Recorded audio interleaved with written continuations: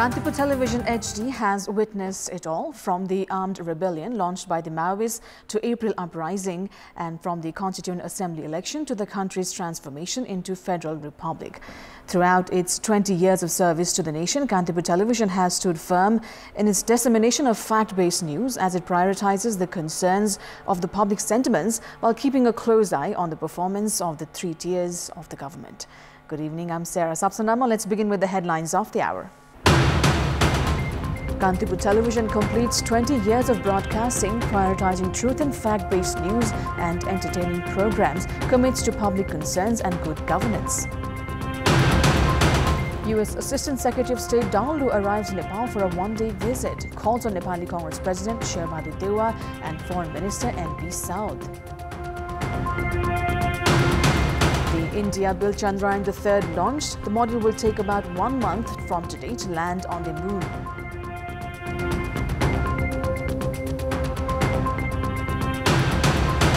Pakistan A settled for a 4-wicket win against Nepal at the ACC Men's Emerging Cup. Nepal bowled out for below par score of 179 runs. Kantipur Television has completed 20 years of broadcast and enters its 21st year of transmission. Kantipur Television has been disseminating unbiased news based on truth and facts since its establishment in July 13, 2003. The television, giving priority to the concerns of the public, has kept all the three tiers of the governments on alert and made them aware of their responsibilities. When Kantipur Television was established, the country was going through the armed conflict. However, Kantipur Television continued to disseminate news based on truth and facts without coming under anyone's influence or pressure. Our television carried out its responsibility during the 2006 People's Movement, election of the House of Representatives, promulgation of the new constitution, and when Nepal became a federal republic country.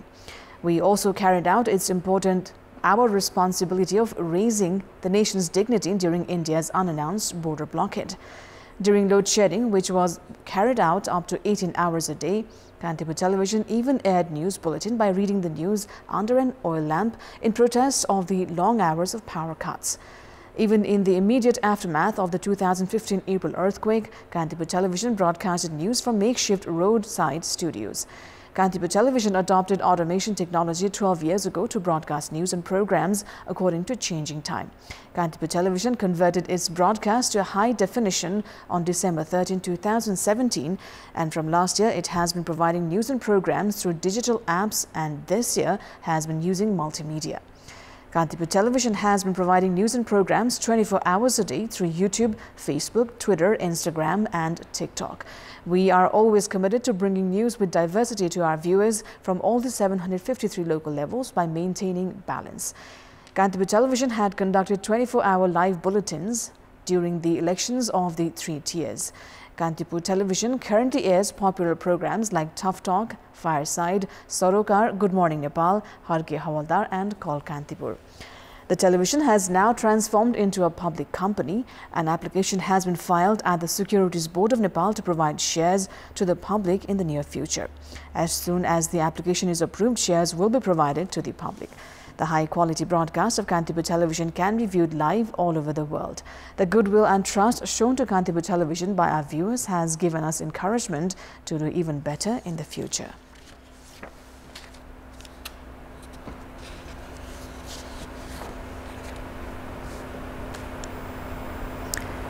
U.S. Assistant Secretary of State Donald Lu arrived in Nepal for a one-day visit earlier today. During his one-day visit, the visiting high-profile U.S. leaders, who also looks into South and Central Asian affairs, paid courtesy call to Nepali Congress President Sherbadu Dewa, Foreign Minister N.P. South, among others. Since Prime Minister Pushpakamal Dahal is grieving the passing away of his spouse, a meeting has not been arranged, but a condolence message on behalf of Lu will be sent to the Prime Minister. In the meantime, the Foreign Ministry sources have claimed that U.S. Assistant Secretary of State Donald Lu has come to Nepal for the third time to take this stock of the MCC Nepal Compact.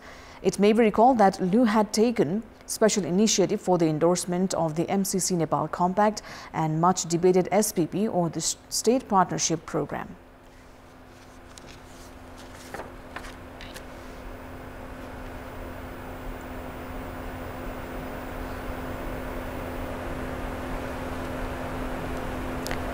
The Central Investigation Bureau in recent time has been intensifying investigations into controversial and infamous cases like the Lalita Niwas land scam and the fake Bhutanese refugee scandal.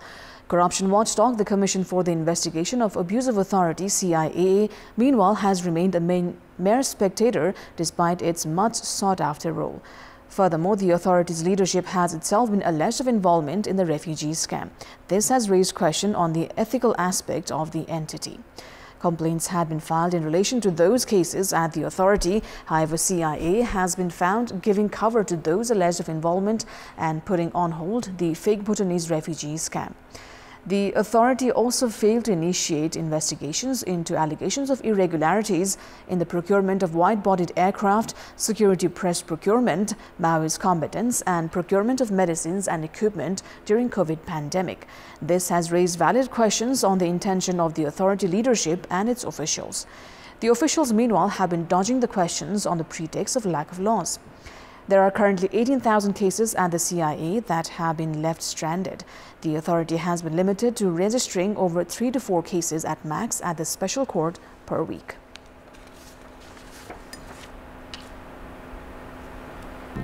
India's space agency has launched a rocket that will attempt to land a spacecraft at the lunar South Pole, an unprecedented feat that would advance India's position as a major space power.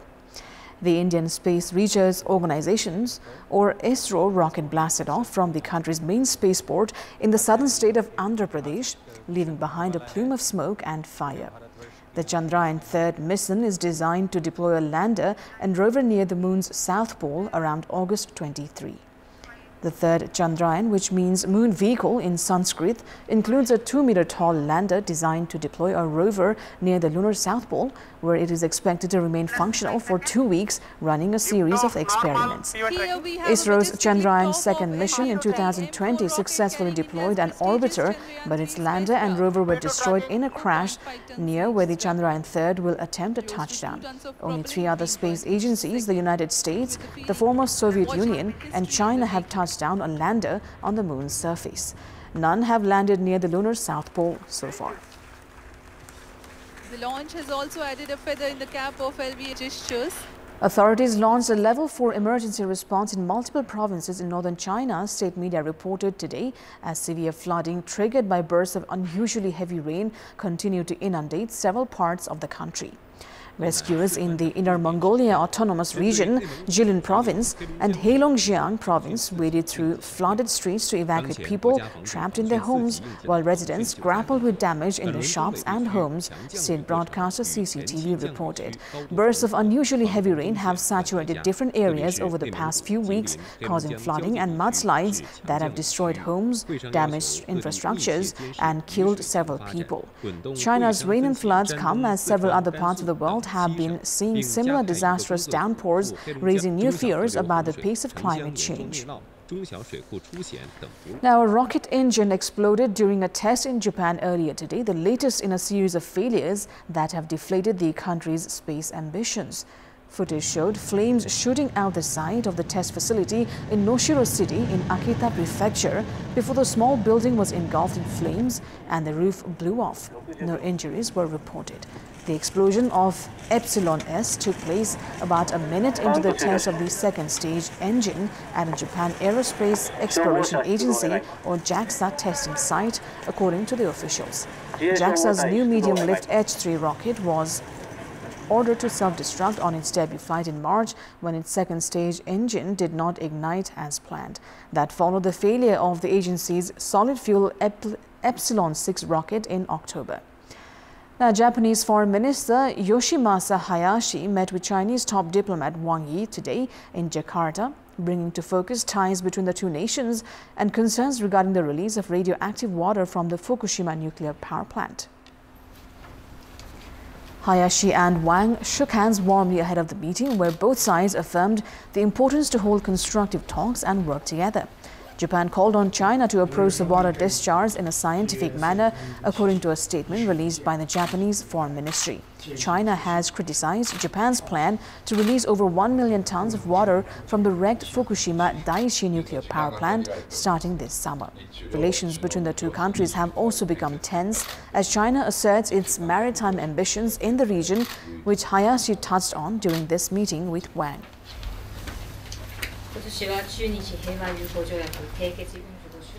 U.S. Secretary of State Antony Blinken has said that Myanmar's military regime must be pushed to stop violence and implement a peace plan it agreed with its Southeast Asian neighbors 2 years ago. The remarks came amid the Association of Southeast Asian Nations ASEAN post-ministerial conference in Jakarta, during which Blinken had also taken part in a bilateral meeting with his Indonesian counterpart Retno Marsudi, as well as China's top diplomat Wang Yi. The gathering of ASEAN nations comes as patience wears thin among its 10 members over Myanmar's military rulers' refusal to halt hostilities and start inclusive dialogue as agreed to by its top general in April 2021. ASEAN has barred the junta from its summits for failing to implement the 5-point consensus, the only diplomatic process in play for achieving peace in Myanmar, where the United Nations estimates 1.5 million people have been displaced. A Russian draft law that would ban doctors from performing surgery to change people's gender was approved by the lower house of the parliament today in its third and final reading. The bill bans medical workers from performing medical interventions designed to change the sex of a person, including prescribing hormone therapy to patients. Bills must pass 3 readings in the State Duma lower house of parliament before being sent to the upper house and then to President Vladimir Putin for signing. LGBT rights group have said requests for support sessions soared from a dozen in a normal month to 45 in June as news of the law broke. Last December, Putin signed a law expanding restrictions on the promotion of LGBT propaganda, effectively banning any public expression of the lifestyle of lesbians, gays, bisexual and transgender people in Russia. Earlier, legislation has been used for years to stop gay pride marches, detain activists, and many LGBTQ Russians say instill a culture of fear among those who live what the Kremlin calls non-traditional lifestyles. Observers believe the draft law's broad language could also outlaw hormone therapies. Russia has allowed gender changes on IDs since 1997, 4 years after it decriminalized homosexuality. The number of transgender people in Russia is unknown, but in other countries it hovers around 0.5% of the adult population.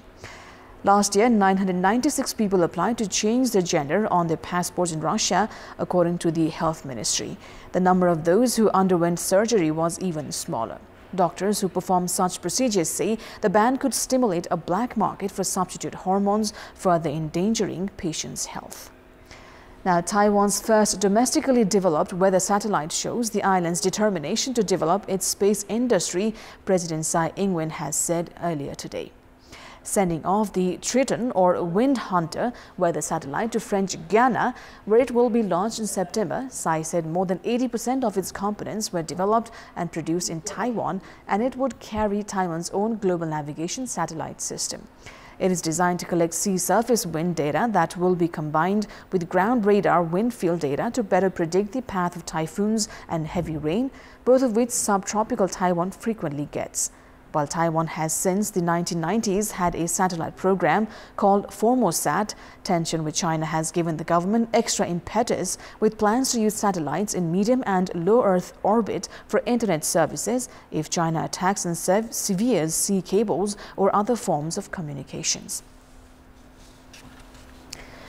On the mountain slopes in the Swiss village of Villars-sur-Olonne, artist Seipi has used chalk and charcoal to paint 2 giant frescoes of children sketching how they see the vast world around them. The frescoes, which are painted directly on the grass and can last days depending on the weather conditions, show a young boy and girl tracing squiggly lines on sketch pads to depict mountains, stars, trees and the moon. The Swiss-French artist said his frescoes, which at around 3,000 square meters can be seen from the mountaintop and nearby pastures, symbolize the need to reject uniformity and embrace different perspectives. Seipi is mostly known for his Beyond Walls series, in which he has spray spray paint giant, hands clasping each other on the ground in different cities around the world, including Berlin, Paris, Istanbul and Cape Town.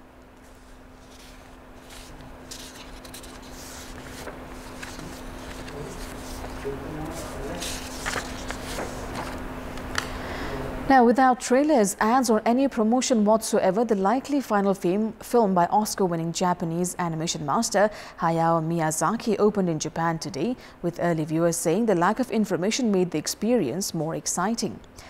Miyazaki, who is now 82 years old and known for a long roster of films, including Academy Award winner Spirited Away, called a press conference a decade ago to say he was too tired to make another full-length feature film and was retiring.